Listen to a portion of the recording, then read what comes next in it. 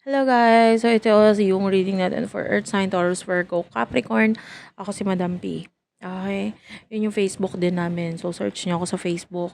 Follow nyo rin ako dyan sa Unipree. Yun yung aming TikTok shop. Yan, let's start. This is for the sign of Earth sign. Meron tayong special channel for Earth sign. Don't forget, Earth sign Philippines. Feel free to check it out. Subscribe nyo rin ako guys doon. So sana makita ko rin kayo doon.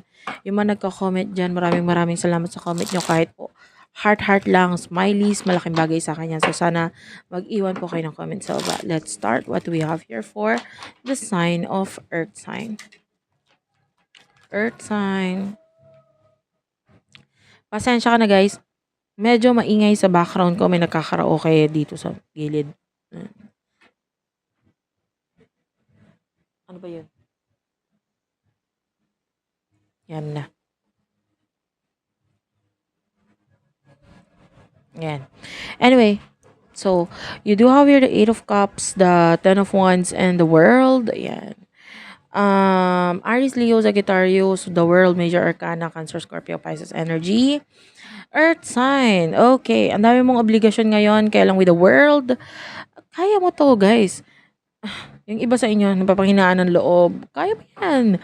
Huwag kang mag-concentrate sa mga negative na mga nangyayari sa buhay mo. There's a lot of positivity na nangyayari sa'yo at mangyayari pa with the Eight of Cups. I feel like yung family mo are all supporting you. So, 'di ba? Alam mo, marami ka ng kinaya sa buhay mo. So, yung mga maliliit na bagay na dumadating pa sa'yo ngayon, kaya mo yan.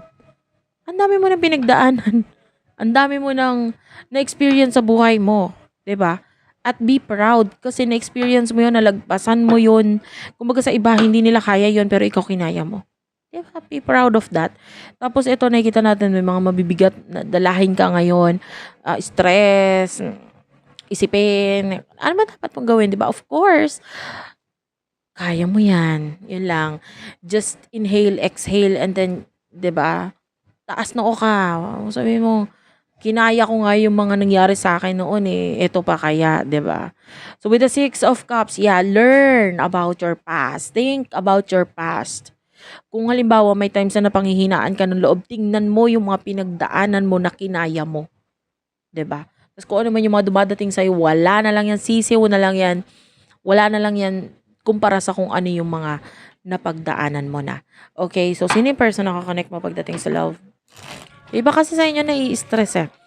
Katulad ko, parang na-stress ako sa bangs ko na ito. Hindi nakikisama. Anyway. Sino yung person nakakonect mo pagdating sa love? For Earth sign.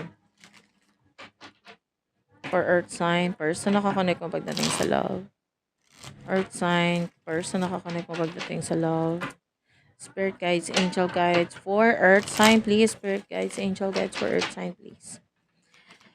Whew, I feel good. Earth sign. Gusto ko yung energy nyo. Okay, Ten of Cups and the Seven of Wands. Very challenging sa kanya yung mga area na may kinalaman sa family. Pwedeng meron siya mga kinakaharap na bagay dito na parang na-stress siya. Wait lang guys ha.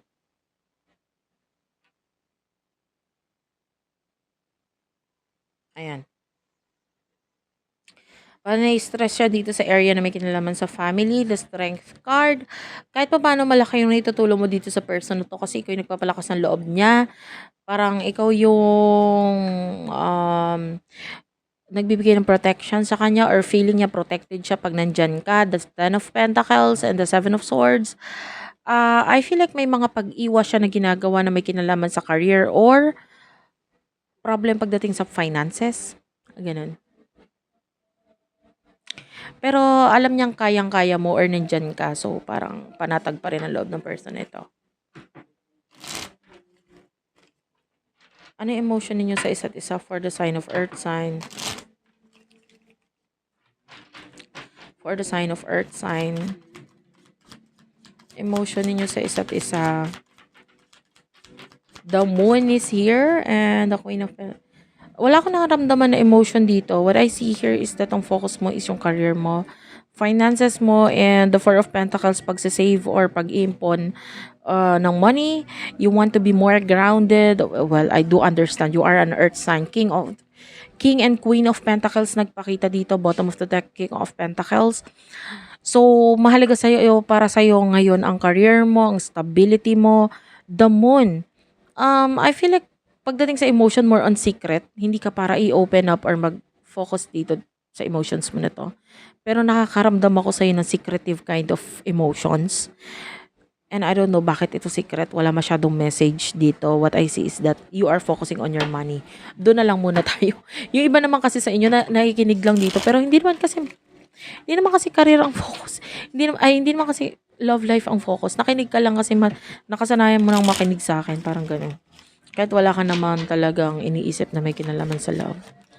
Ah, pwede ganun. Or pampatulog mo lang itong tarot reading. Anyway, the Five of Wands, the Nine of Wands, and the Two of Wands. This is your person's energy. Nagagalit siya. I feel like may kinalaman sa past, Nine of Wands. Galit siya regarding sa past. And nakukuha natin na parang ang galit siya dito sa sarili niya with the Two of Wands. Kasi may mga bagay siyang ginawa at hindi ginawa na may kinalaman sa connection ninyo. Na kaya galit siya doon sa sarili niya kasi bakit siya naging ganito. The Chariot is here. This Cancer energy. Page of Swords. I mean, I feel like nakita na rin niya sa wakas yung mga immaturity niya kung bakit parang pinagsisisihan niya to. Bakit ako naging ganito? Ba't ako naging immature? Bakit ganito lang yung inabot ko or what? Or kinahinatnan ko? So, somehow itong person na to nagkakaroon siya ng mga ganun-ganun na isipin. But anyway, pagdating sa connection ninyo, you're focusing on money. Wala kang masyadong pakialam dito sa person na to or what. And at the same time, um, I feel like yung iba sa inyo, kung nagkakaroon man ng challenge or pag-aaway sa inyo na tong person na to, yun nga, the more na nagkakaroon ng pag-aaway or pagkakagalit sa inyo, the more na ang sinisisi niya or ang kinaiinisan niya is hindi naman ikaw, kundi yung past niya or siya mismo. Ayun. More on past energy. In the near future, what's the message for you in the near future for the sign of Earth sign, Taurus, Virgo, Capricorn?